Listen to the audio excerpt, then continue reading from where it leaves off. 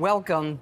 It's 11/11, Skyrim's 10th anniversary. Thank you so much for being here with us. We cannot believe that it's been 10 years.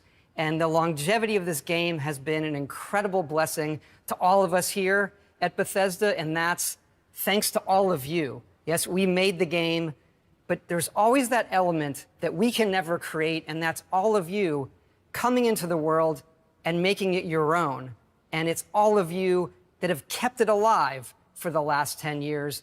Just, it's so incredible, and we can't thank you enough for the passion and everything you've brought to the game, and that fuels us in everything that we do.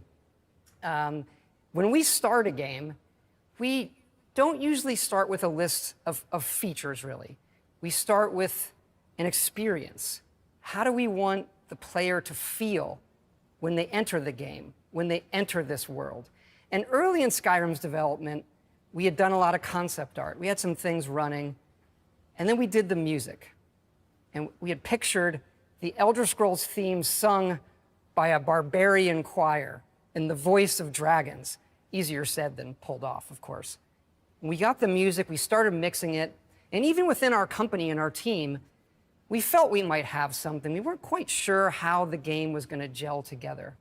And then we cut this trailer to the early music with the concept art and that early footage.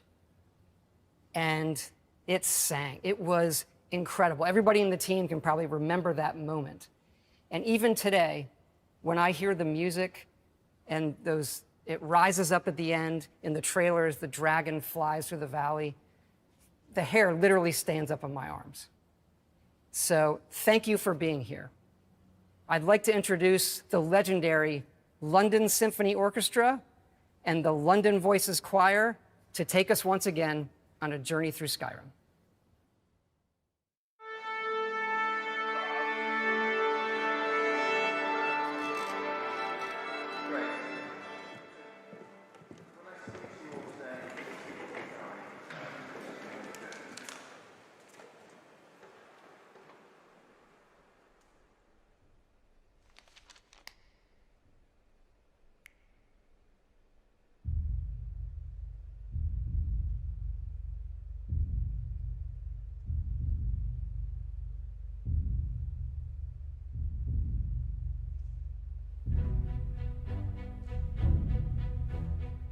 There's this wide open world, and every single thing in it you can interact with.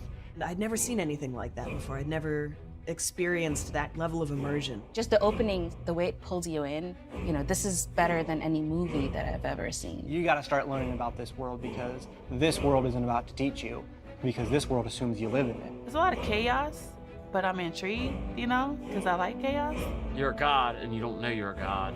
And you just become stronger and stronger throughout it. I just had to have more. I had to know more, I had to see more.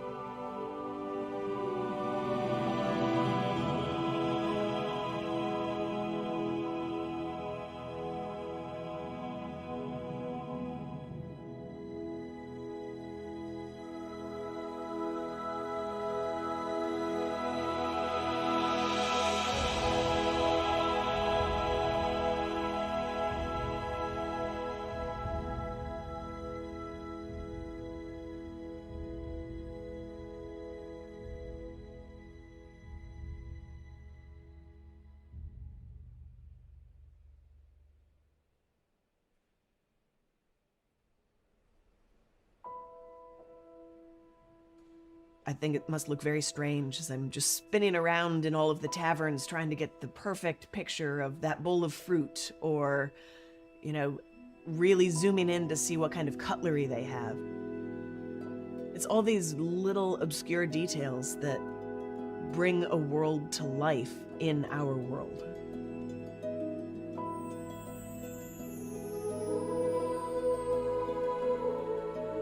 Well, I've always loved fantasy.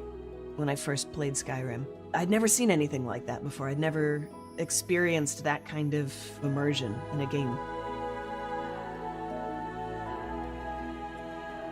I just had to have more. If you lived in a world like Skyrim, wouldn't it be fun to make a meal from that?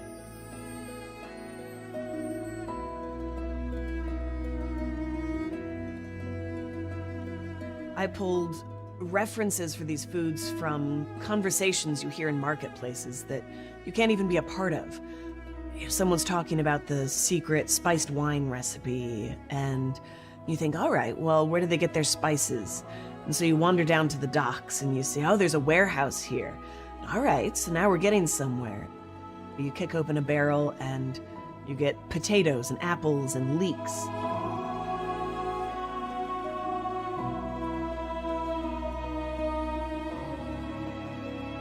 We suddenly found ourselves with a cookbook deal. I could not have anticipated this is where my life would go. To be gatekeepers to this hidden world. Its sight, its sound, its taste.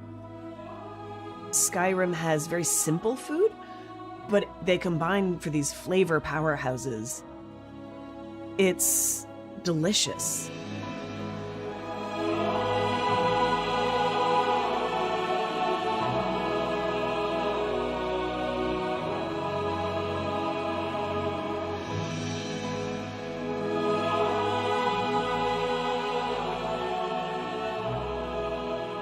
Someone will bring a cookbook up and say, this recipe has become a staple in our household, and my kids even like it. That's really amazing to me, that I've quietly, secretly become a part of people's lives, to feel connected to so many people in that way.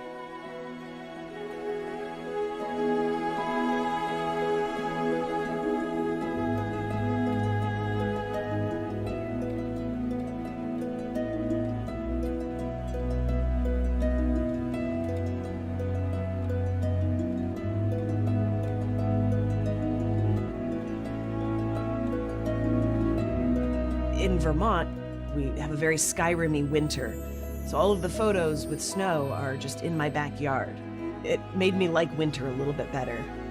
It's beautiful in the game, so it makes it a little easier to find the beauty in real life, too.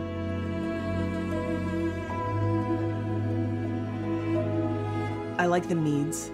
They're one of my favorites. The cheese and leek crostata, the sweet rolls, because you can't not make sweet rolls for Skyrim.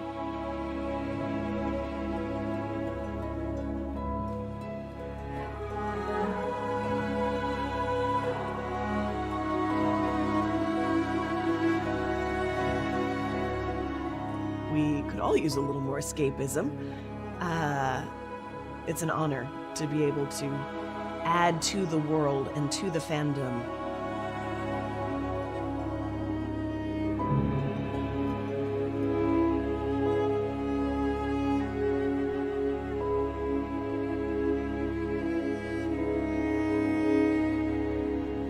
It's going to forever be a part of this fandom and the community, and it's a lot of responsibility, but I try to take it very seriously. Not too seriously.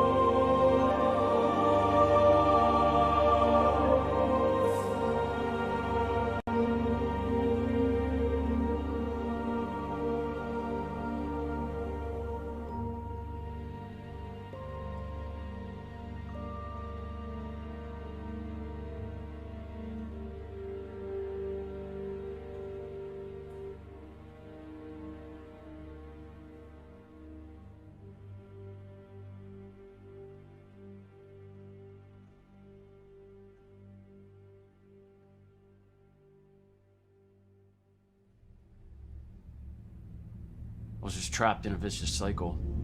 If I didn't change it, I was gonna end up dying either in a jail cell or dying in an abandoned house somewhere with a needle in my arm.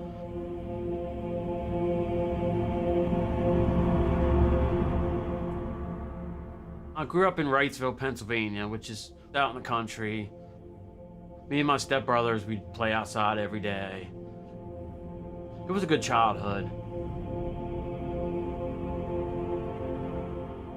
When I was 20, I got addicted to opiate painkillers. After that, it was just a slope downhill to where eventually I was shooting heroin. Put my family through hell. They had enough, they kicked me out.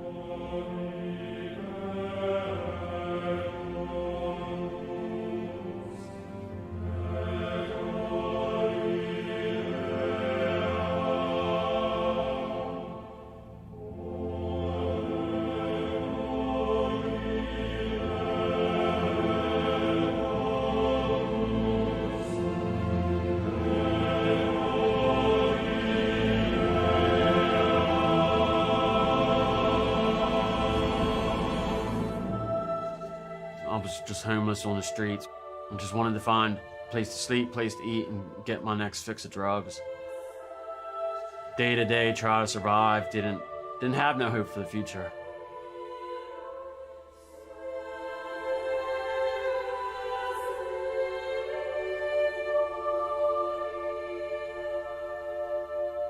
And I was in and out of jail. And eventually got caught selling heroin. I enrolled in a drug treatment court, and they found housing for me, which was a lot of restrictions that I just was never used to before.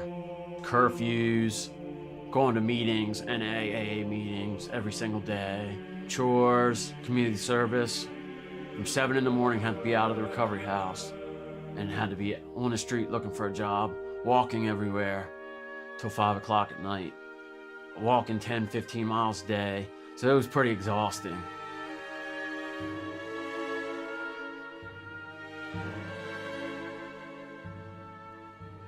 There was an old Xbox 360 sitting at the halfway house with a copy of Skyrim in there.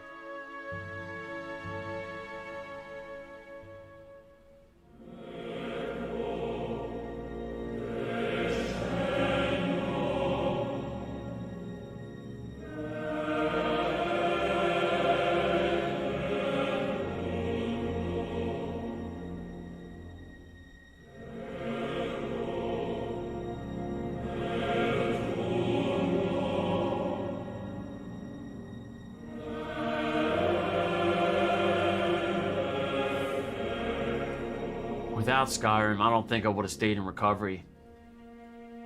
Choice and consequence. You make your own story. If you want to go over here and start the side quest, throw off the main mission, it's up to you. It gave me a sense of confidence. Eventually I got a job. That helped me to maintain that schedule, to make sure I made all my meetings. I still focused on Skyrim, still daydream about it while I was working.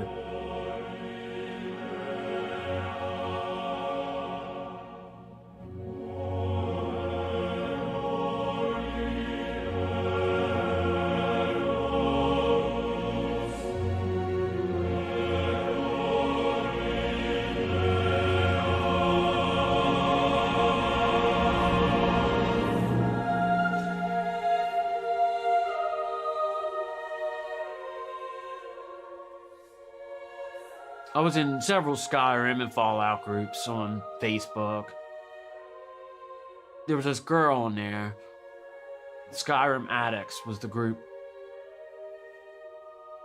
She was completely in love with Skyrim as much as I was. So it was just an instant connection.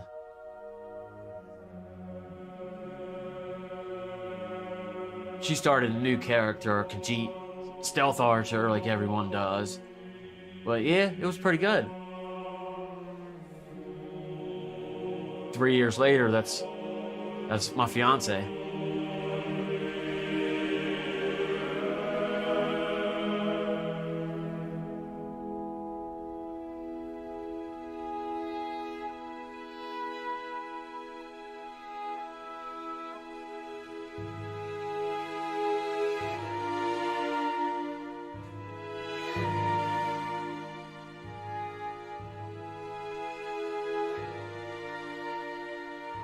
And then to have our son involved in it.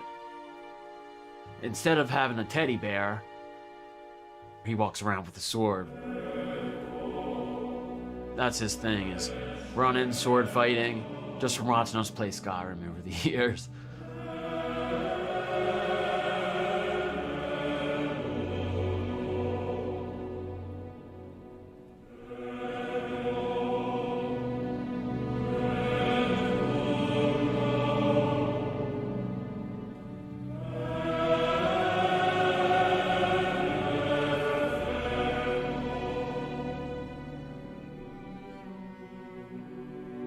If you're addicted to drugs, you're in chains. You're bound in chains. When I decided to change my life, I was in chains, just like the start of Skyrim.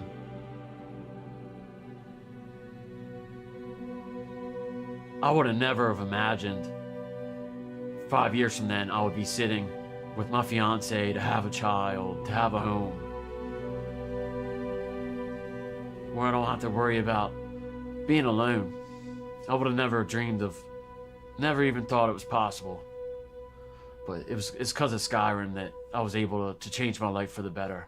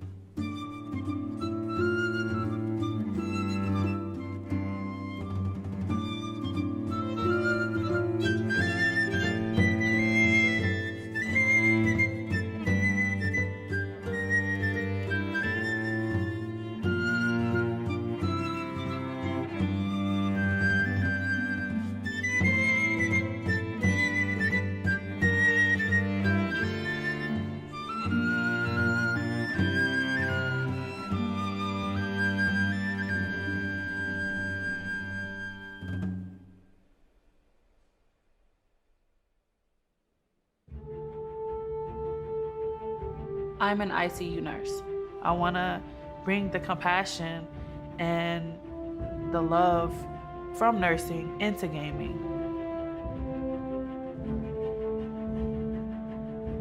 For my birthday, my husband purchased Skyrim for me. It is different, especially since I've never played like anything like it before. And so I'm like, okay, wait, is dragons in this game? Okay, you know.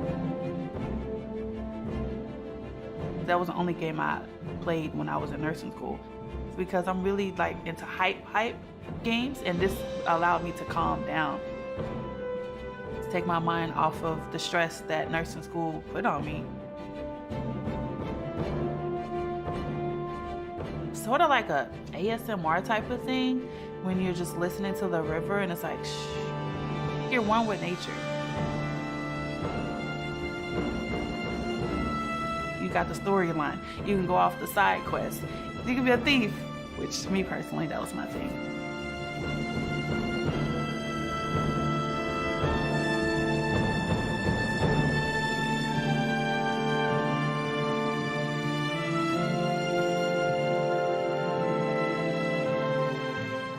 With Skyrim, you can't predict what's gonna happen because the dragon just pop up out of anywhere and then you're like, okay, here we go.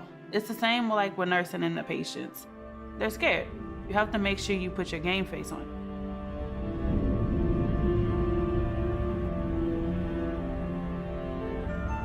When I first became an ICU nurse, they trusted me to become a leader, like a charge nurse. And I'm like, did this, you know, I was a leader of the Dark Brotherhood. Like, I don't know, like, I know like a lot of people's like, you're so silly, this doesn't even make any sense, but it does, because before I became a nurse, I've already learned how to lead in the game. It helped me become the confident woman I am today.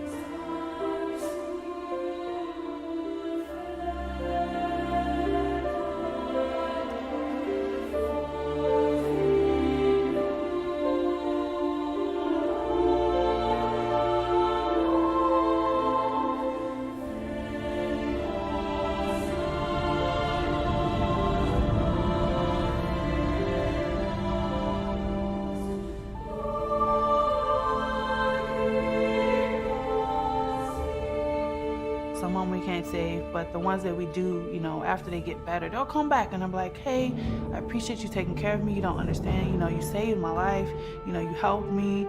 And it's just really wonderful, like, to know that you had some part in that. So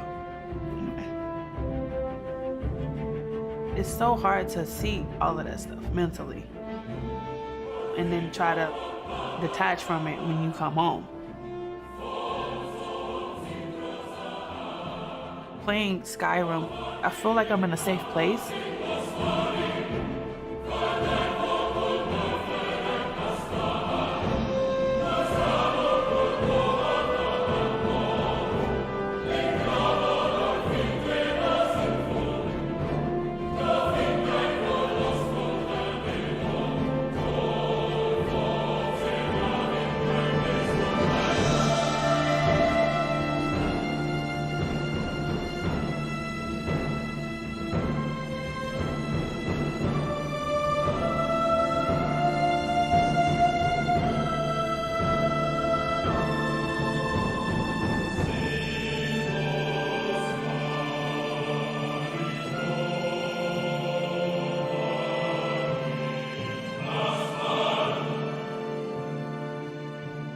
I just want everybody to see that a video game could impact my life in so many ways. All right, hey y'all. I'm the community manager for Noor Network. Yo, your hair look good though, for real. What you do to it? It's like a sisterhood, Black femmes mostly, because it's Black women and non-binary. We're here making sure everybody is understanding their worth.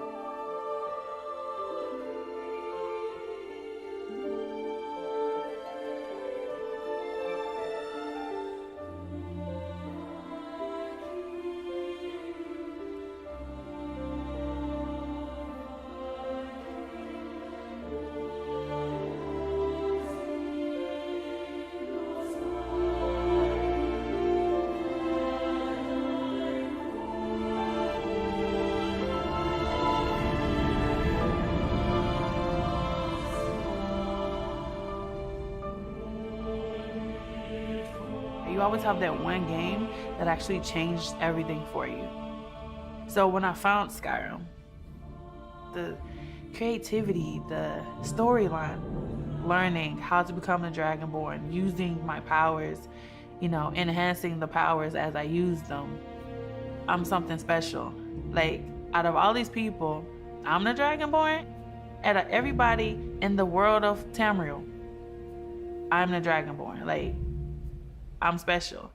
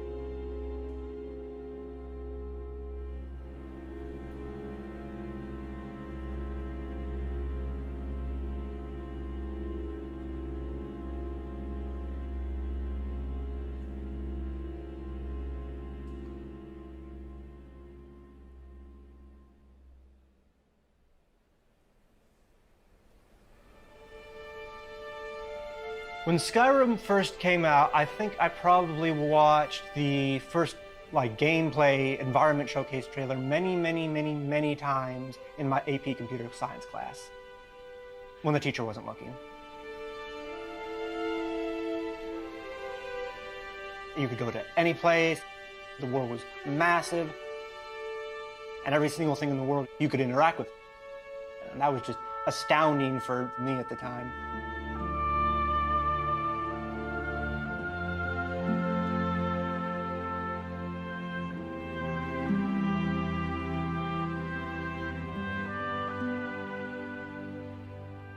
When I was a kid, we weren't really allowed to play any action video games during weekdays.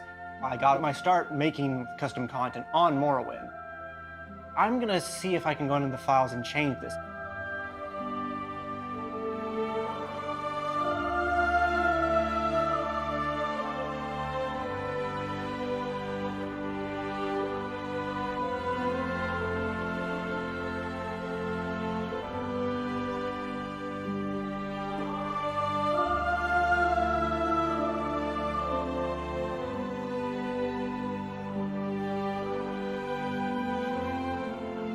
My parents thought it was like working like an Excel spreadsheet.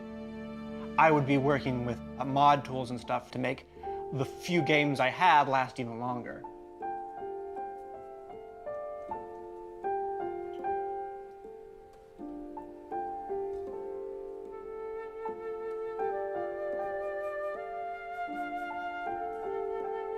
I've made roughly around 40 mods for Skyrim, give or take, of various sizes.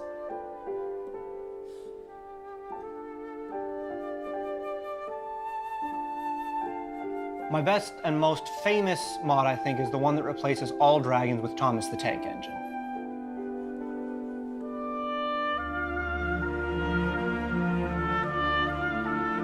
If a game doesn't have a train, I mean, is it really a game? Is it? I don't think so.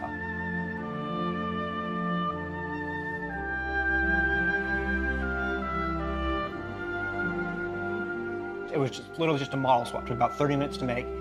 And I loaded up the game, and instead of the dragon coming down to rescue you from the execution by accident, it was just a tiny little Thomas the Tank Engine thing. And it was just the most hilarious thing I had ever seen. I was laughing for like 5 solid minutes because it was just so ridiculous to see this thing. Like, there's a scene where the dragon like lands and burns a guy to death, but instead it's a tiny little Thomas the Tank Engine just lands and just expressionless breathes fire all over the guy. It was just amazing.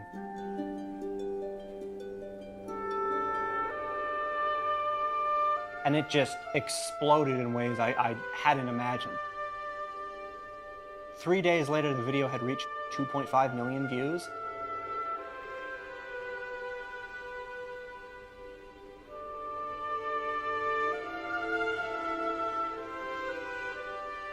I was actually in college class. I see the 2 guys in front of me on the computer watching the video. I'm like, you realize I made that, right? And they're like, no, you didn't. But I did.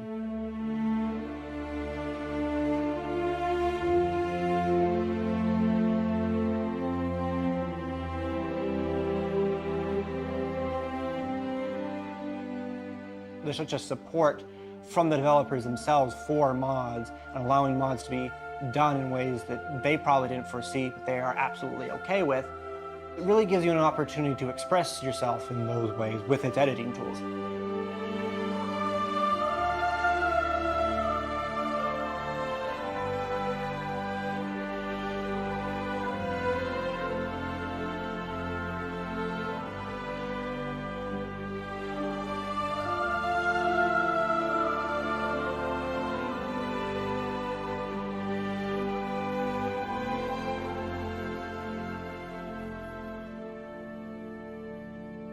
Every day, fans are making this game even more massive. There's always new content to download and play. There's always new quest lines. There's always new technology being developed by modders to push the game even further beyond. So I started my company, Pasta Space Interactive, 6 to 7 years ago. Without Skyrim, not only would I not have a career, I simply wouldn't be Trainwiz. I'd just be me. And I can't have that.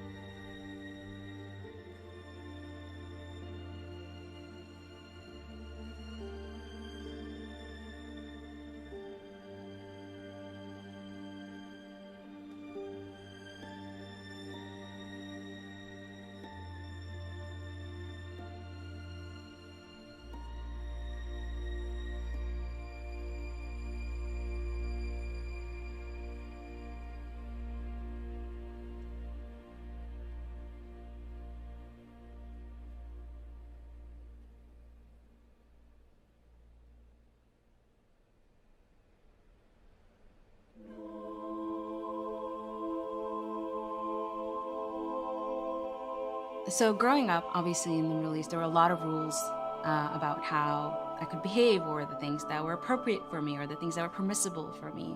And even though those rules weren't set out in stone, they were sort of understood by all girls. As much as my parents supported me, they really didn't like that I wanted to go in and play Street Fighter.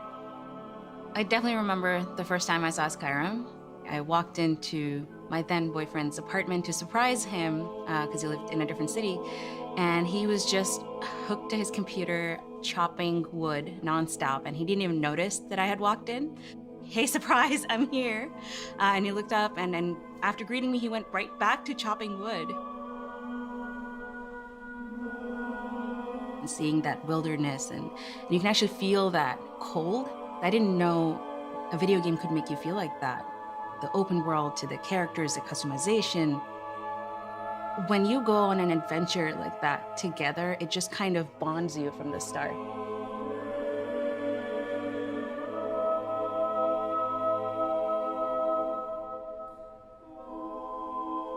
And the last time I remember feeling that way was as a child, where I was curious about things without any purpose.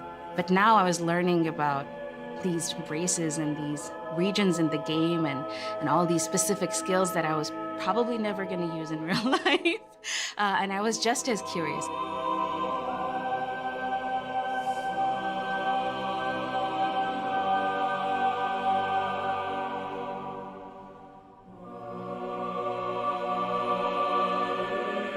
I thought I wanted to teach. Getting an education changed my whole family's trajectory. And he was like, what if you could do that through video games? You know, all these kids play games, and if you really want to teach them something, maybe you should consider making a video game. I was like, I have no idea how to make a video game. He's like, I do. And you want to teach, maybe we could try making something together. And I said yes. I said yes to many things after that. That was the beginning of many yeses after that. And we shortly got married and started a studio.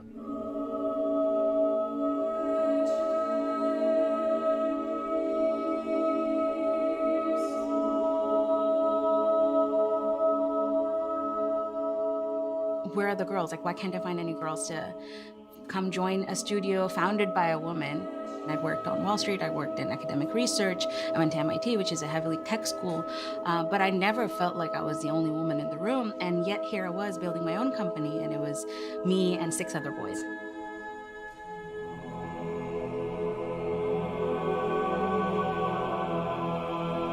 That was sort of the beginning of a social experiment that we now call Girls Make Games. We just wanted to run one summer camp and meet a whole bunch of girls who self-identified as gamers and ask them, you know, what they liked about games and whether they would consider working in the industry growing up. And it was such an emotional experience for everyone. They had found a place where they felt validated.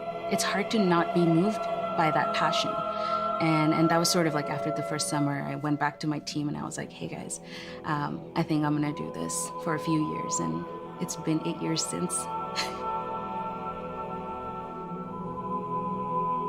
To us, Skyrim is like that friend that brought us together, that friend that made the introduction, because we had just met and were getting to know each other, and I was getting to know video games alongside him.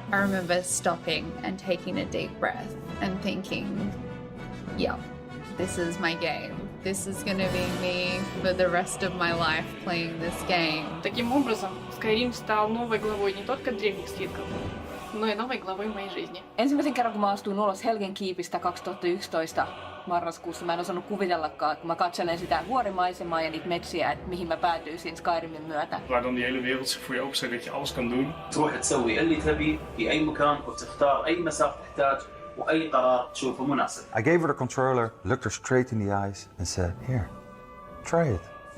She played from 10 p.m. till 4 in the morning. El juego me ha marcado porque llevo un tatuaje del logo de Skyrim.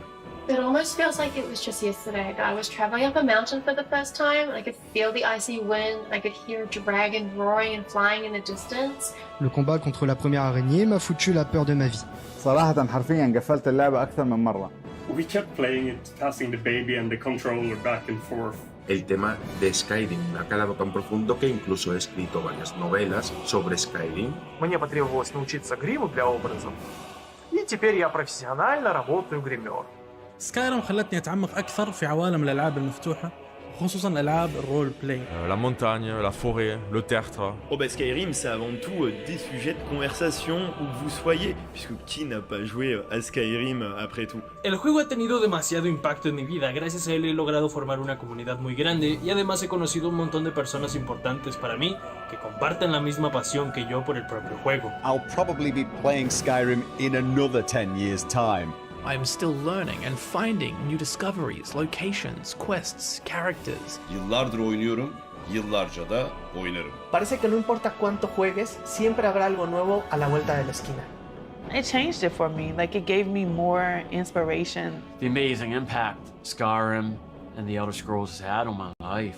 Because it is so rich a world, it really raises the bar. It's become less of a game and more like a platform for expression. I've reached a point in my life where I can't imagine what it would be like otherwise.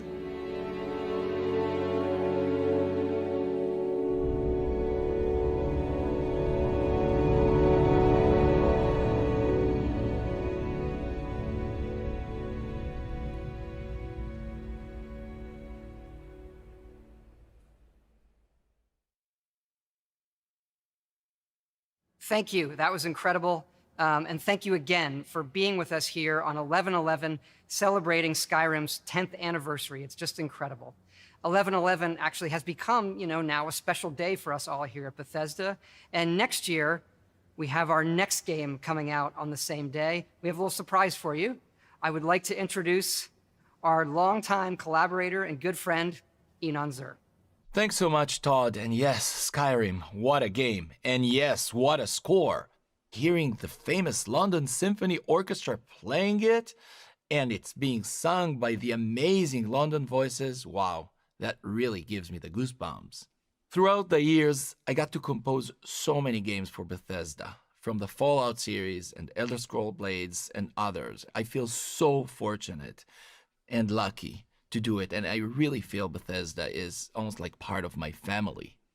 But now, let's take a little journey. Let's fly away from these snowy peaks of Skyrim right into the stars.